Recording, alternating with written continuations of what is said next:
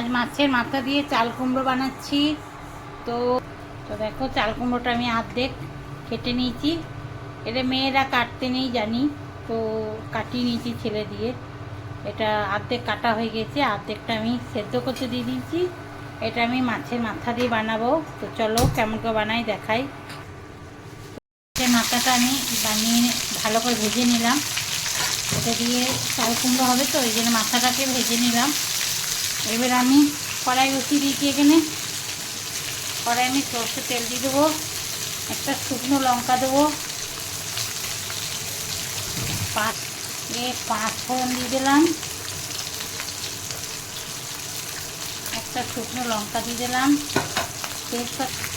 তেজপাতা দিয়ে দিলাম, আলুটা দিয়ে দিলাম আগে।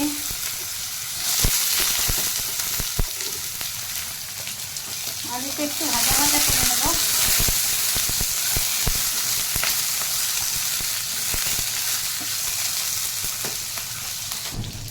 জিরে আদা বাটাটা দিয়ে দিলাম,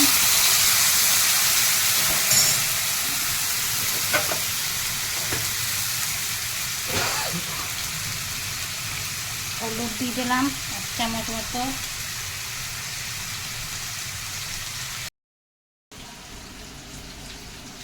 স্বাদ অনুসার দিয়ে দিলাম, চাল কুমড়োটা দিয়ে দেবো,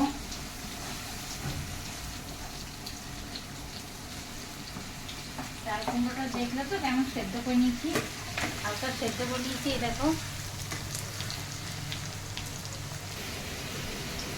চিনি দিয়ে দিলাম, এটা একটু মিষ্টি মিষ্টি হবে, চিনি দিয়ে দিলাম।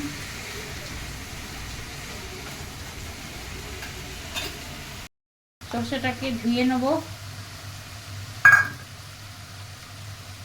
ভালো করে এটা ধুয়ে নেবো। এইগুলো দেবো না, এইগুলোতে খুব গ্যাস হয়, তো এটাকে আমি ভালো করে ধুয়ে নিলাম। এর মধ্যে একটু সরষে বাটা দিয়ে দিলাম,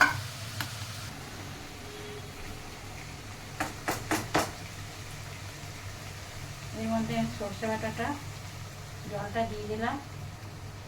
এই কালো কালো এটাও দেবো না আমি, ব্যাস। এরপর মাছটা দিয়ে দেবো,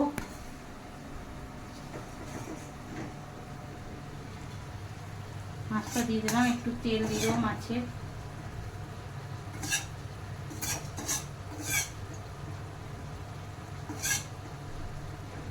ব্যাস। এটাকে দিয়ে আমি ভালো করে একবার নেড়ে এটা একটু ঢাকা দিয়ে দেবো।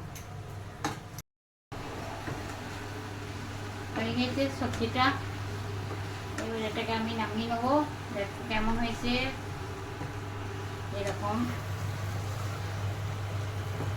খুব টেস্টি হবে খেতে। চাল কুমড়োর তরকারি দারুণ লাগে। আমি গ্যাসটা বন্ধ করে দিলাম।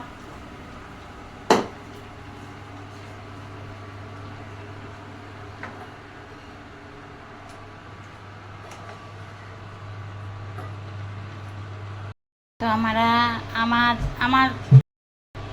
আমার সবজিটা হয়ে গেছে। কেমন লাগলো তোমাদের বলবে। মাছের মাথা দিয়ে চাল কুমড়োর তরকারি,